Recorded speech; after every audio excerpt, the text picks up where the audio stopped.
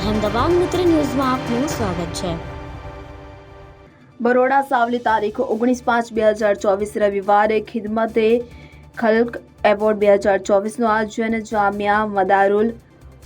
ઉલુમ trust દ્વારા કરવામાં આવ્યું। સમાજમાં લોકસેવા ક્ષેત્રે લોકસેવક તરીકે હંમેશા કાર્યરત રહ્યા હોય, સમય સંજોગ પરિસ્થિતિ અનુસાર તન મન ધનથી સમાજમાં સેવાઓ અર્પણ કરી હોય તેવા સમાજસેવકને પ્રોત્સાહન અને ઉત્સાહ સમર્પિત સન્માન કરવા હેતુ એક ખિદમતે ખલ્ક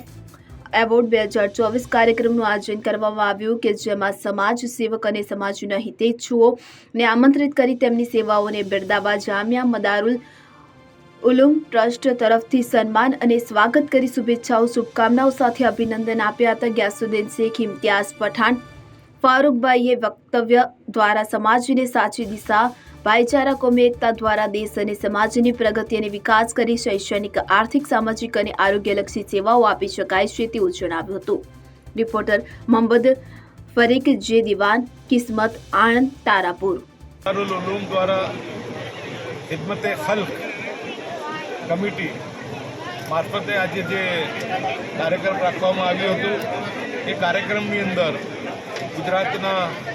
જાણીતા યોદ્ધા, કર્મશીલ આગેવાન ઇમ્તિયાઝ પઠાણ સાહેબ, લોકલ આગેવાનો અમારા કરીમભાઈ મલિક, બાબરભાઈ સહિતના તમામ જે આગેવાનો અહીંયા ઉપસ્થિત રહ્યા અને સમાજને માટે જે લોકોએ એક સારી કામગીરી કરી છે,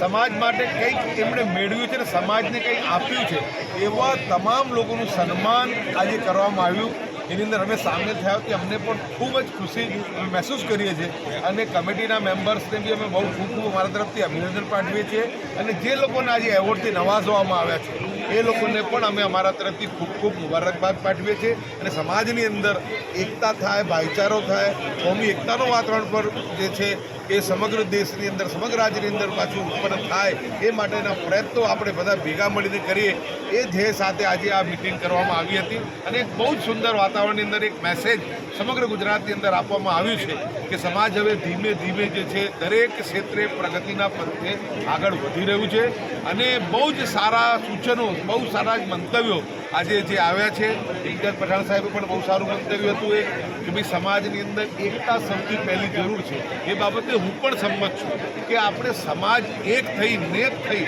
અને આપણે એકબીજાને સ્વીકારતા થઈશું, એકબીજાને સરાહતા થઈશું તો હું માનું છું કે સમાજની જે કંઈ સમસ્યાઓ છે સમસ્યાઓનો અંત પણ આવશે અને આપણે સારી રીતે જિંદગી જે છે આ દેશની અંદર, રાજ્યની અંદર આપણે ગુજારીશું।